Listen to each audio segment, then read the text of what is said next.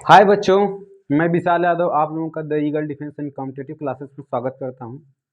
आज मैं क्लास 10 का जो प्रकाश चैप्टर है इसके बारे में मैं पढ़ाने वाला हूं। यह भौतिक विज्ञान का प्रथम चैप्टर है। इसमें मैं पढ़ाने वाला हूं प्रकाश। प्रकाश के बारे में पढ़ेंगे, प्रकाश के स्रोत के बारे में पढ़ेंगे, प्रकाश के गुण के बारे में पढ़ेंगे, प्रकाश का जो गुण है परावर्तन का गुण उसके बारे में पढ़ेंगे और परावर्तन का नियम पढ़ेंगे। तो चलिए हम लोग शुरू करते हैं बिना किसी देरी के साथ। देखिए, सबसे पहले जो हेडिंग है हमारी प्रकाश है। क्या है? प्रकाश है। जो हमारा सबसे पहला हेडिंग है प्रकाश है। प्रकाश के बारे में पढ़ेंगे हम। तो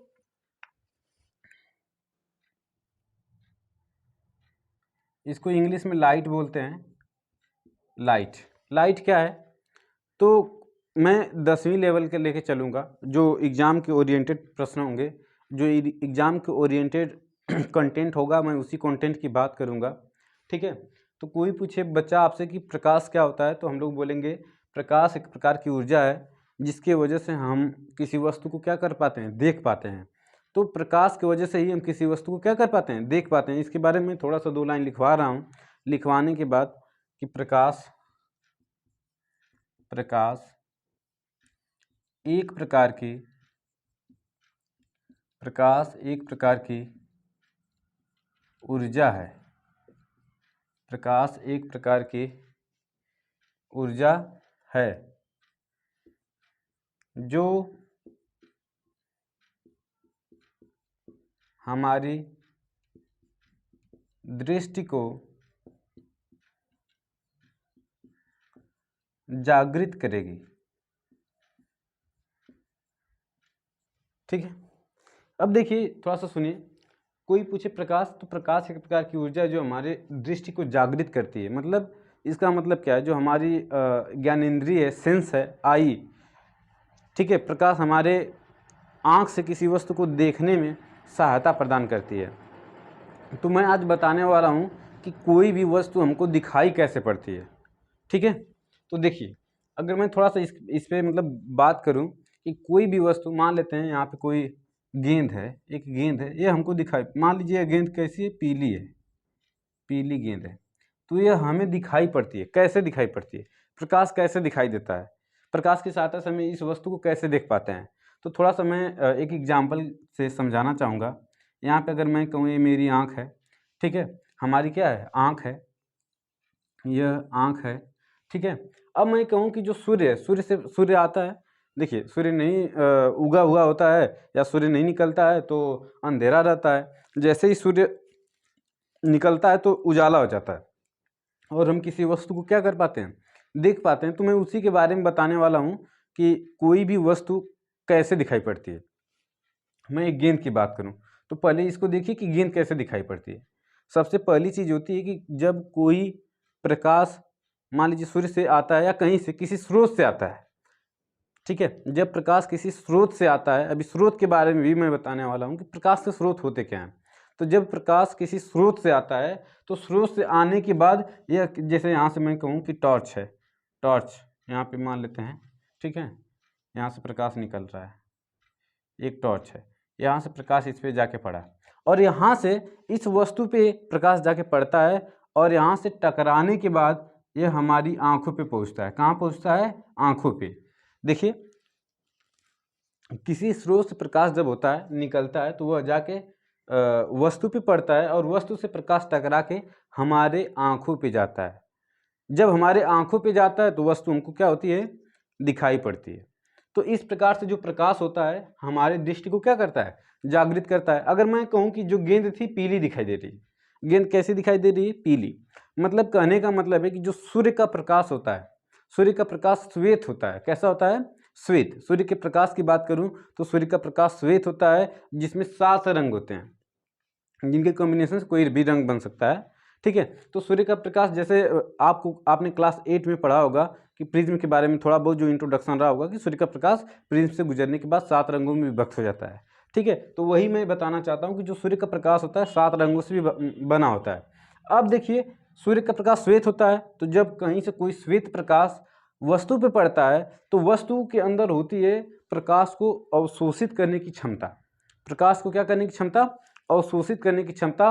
तो प्रकाश क्या करता है? वस्तु प्रकाश को अवशोषित कर लेती है और सारे रंग को अवशोषित कर लेती है, और जिस रंग को अवशोषित नहीं कर पाती वह वस्तु उसी रंग का दिखाई पड़ता है। अगर मैं कहूँ कि यह जो गेंद थी पीली दिखाई दे रही थी, गेंद कैसी दिखाई दे रही थी? पीली। तो इसका कहने का मतलब यह है कि जो वस्तु है, जो गेंद है, यह सारे रंग के प्रकाश को अवशोषित कर लेती है, किंतु पीले रंग के जो प्रकाश है उसको अवशोषित करने में असमर्थ रहती है। इसीलिए यहाँ से जो पीला प्रकाश होता है हमारी आंख पे जाके पड़ता है और वह वस्तु, वह गेंद पीली दिखाई पड़ती है। यह था प्रकाश का परिचय था। अब हम लोग आगे पढ़ेंगे, इसको आप लोग नोट कर लीजिए। आगे हमारा जो है टॉपिक है प्रकाश के स्रोत। प्रकाश के स्रोत, सोर्स ऑफ लाइट, इसको इंग्लिश में बोलते हैं सोर्स ऑफ लाइट। इंग्लिश में क्या बोलेंगे? Source of light. देखिए बच्चे, मैं आप लोगों को बताना चाहता हूँ कि जो प्रकाश के स्रोत हैं, सोर्स हैं, तो कौन कौन से प्रकाश के स्रोत होते हैं।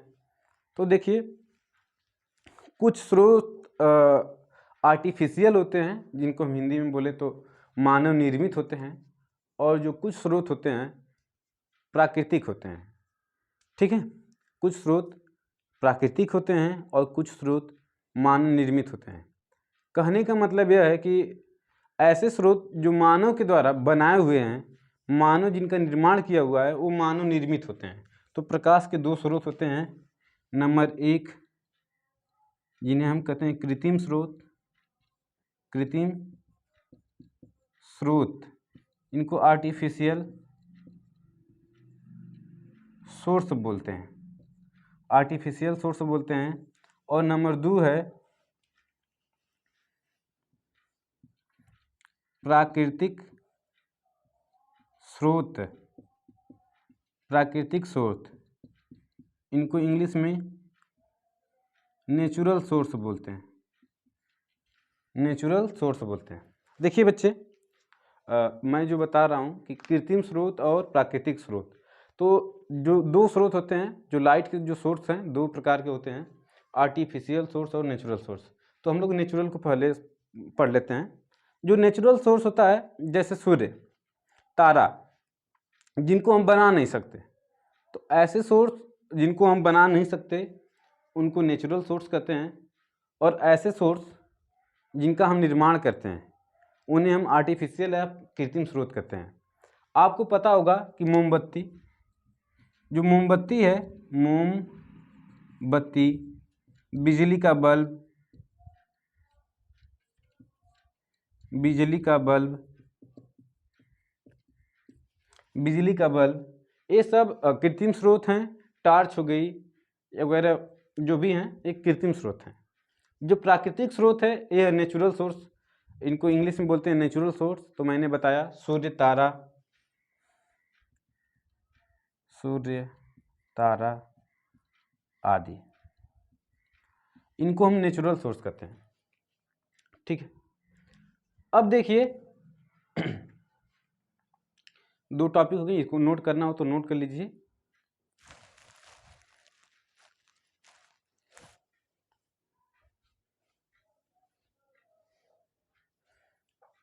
इनको मैं मिटा देता हूँ।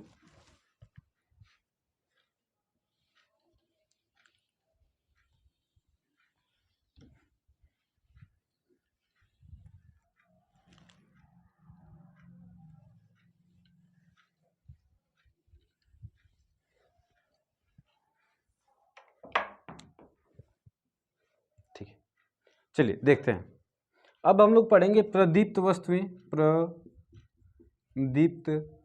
वस्तुएं, वस्तुएं और अप्रदीप्त वस्तुएं।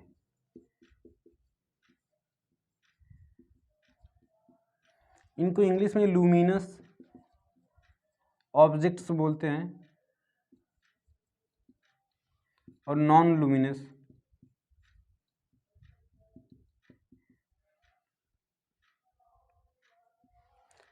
ऑब्जेक्ट। ठीक है,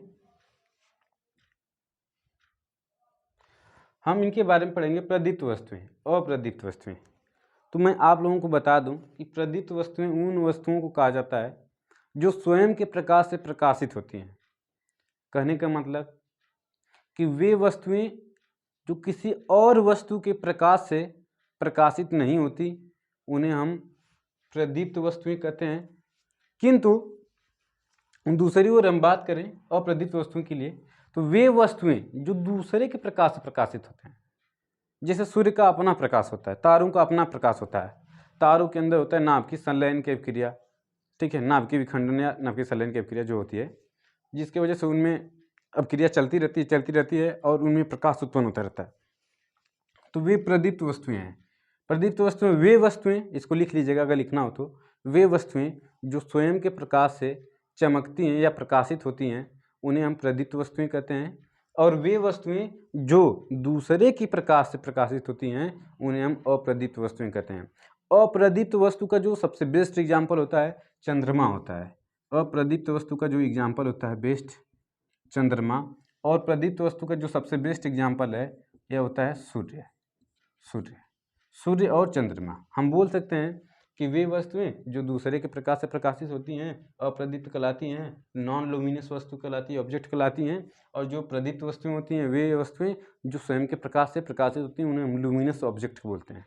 ठीक है, इसको थोड़ा सा आप लोग अगर एग्जाम्पल वगैरह लिखना हो तो लिख लीजिए, फिर हम आगे चलते हैं।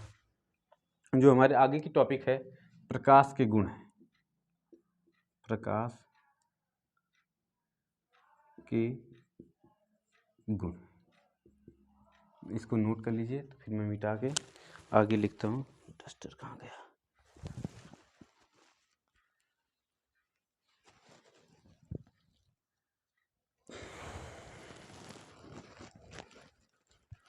चलिए, जो प्रकाश के गुण की बात करूँ मैं तो थोड़ा सा इस पे एकदम मैं बेसिक से चल रहा हूँ बाबू, बहुत ज़्यादा कठिन नहीं है, आप लोग सीखेंगे तो सीख ले जाएंगे। ठीक है, प्रकाश के जितने भी गुण हैं 7-8 गुण मैं बताऊंगा। ठीक है, उन गुणों को ध्यान से हम लोग देखेंगे और देखते चलेंगे, समझ में आएगा, वादा कर रहा हूँ। देखिए,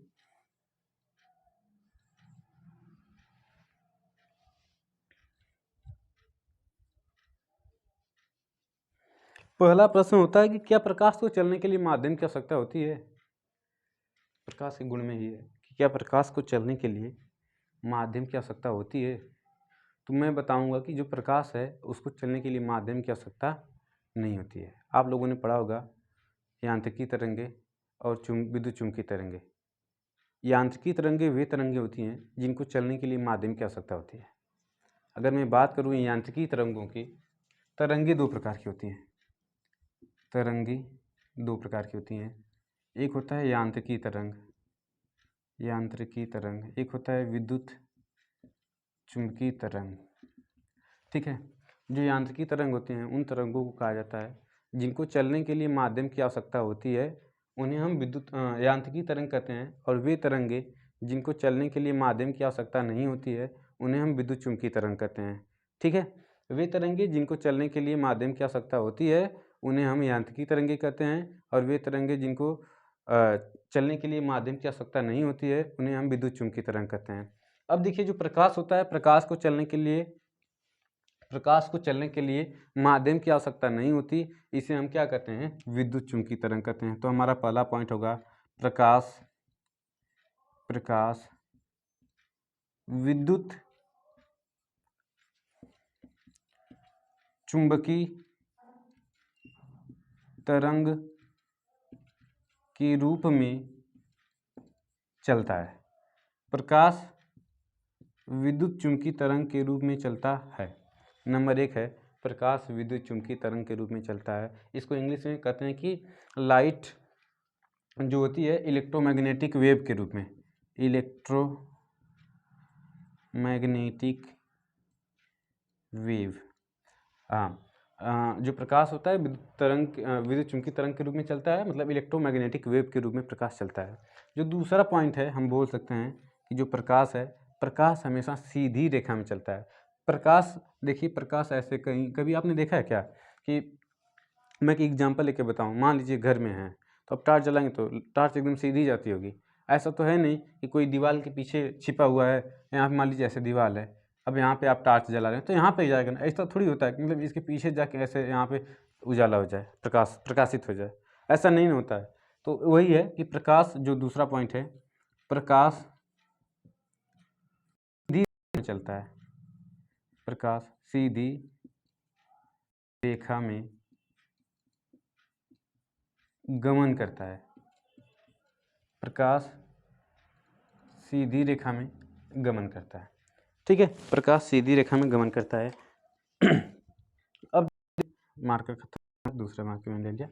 चलिए तीसरा देखें, प्रकाश, मैंने बता दिया प्रकाश विद्युत चुंबकीय तरंग के रूप में चलता है, प्रकाश सीधी रेखा में गमन करता है, और प्रकाश की जो चाल होती है, प्रकाश की चाल वायु भी बोल सकते हैं या निर्वात बोलते हैं, निर्वात बोलिए, ठीक है, इसको निर्वात भी बोला जाता है या वायु में बोला जाता है। निर्वात में 3 लाख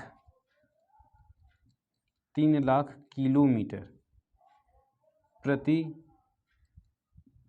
सेकंड या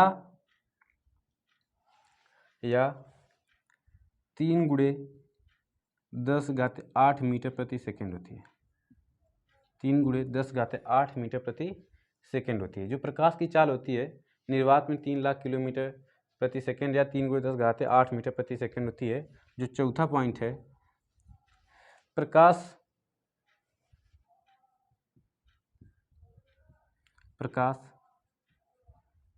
अपने रास्ते में आने वाली वस्तुओं की छाया बनाता है।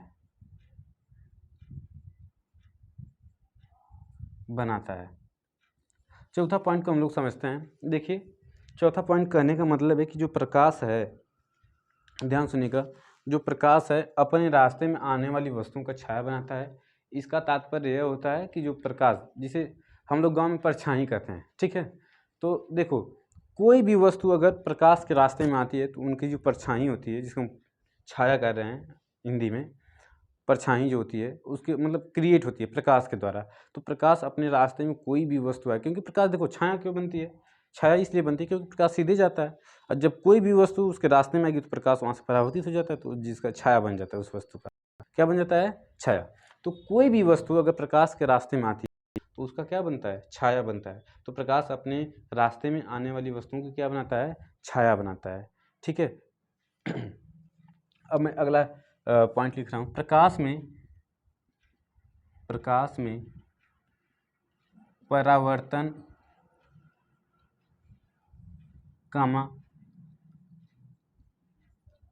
अपवर्तन आदि गुण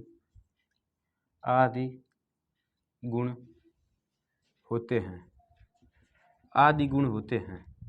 कहने का मतलब है क्या, ध्यान सुनिएगा, कहने का मतलब यह है कि जो प्रकाश होता है, जो प्रकाश होता है, प्रकाश में परावर्तन, अपवर्तन आदि गुण होते हैं। प्रकाश में परावर्तन मतलब प्रकाश जो होता है, प्रकाश में रिफ्लेक्शन का, जो किसी वस्तु से टकराकर, जो चमकदार सतह होती है उससे टकराकर अपना रास्ता छोड़ देता है, मतलब दूसरे रास्ते मुड़ जाता है, तो उसको प्रकाश का परावर्तन कहते हैं। और अपवर्तन होता है कि जब प्रकाश किसी माध्यम में जाता है, माध्यम बताने वाला हूँ अभी, माध्यम क्या होते हैं, तो माध्यम जब प्रकाश जाता है तो अपने रास्ते से कुछ न कुछ भटक जाता है, तो उसे हम क्या कहते हैं, अपवर्तन कहते हैं। ठीक है, तो प्रकाश में परावर्तन, अपवर्तन आदि गुण पाए जाते हैं। जो प्रकाश की तरंगदैर्ध्य होती है, अगला,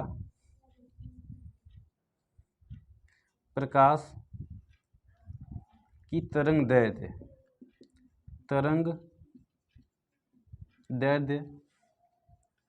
3900 एंगस्ट्रॉम से 7800 एंगस्ट्रॉम होती है।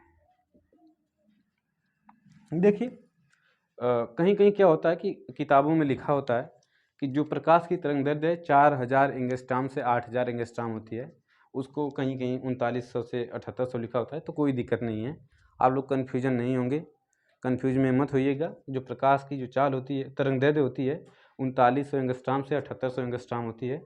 ठीक है, जो प्रकाश की तरंग दैर्ध्य होती है कितनी होती है? 3900 एंगस्ट्राम से 7800 एंगस्ट्राम। अब मैं आप लोगों को यहीं पे बता दूं कि एक एंगस्ट्राम बराबर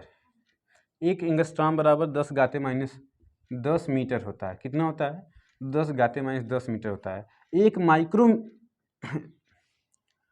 माइक्रोन बराबर 10⁻6 मीटर होता है। कितना होता है? 10⁻6 मीटर होता है।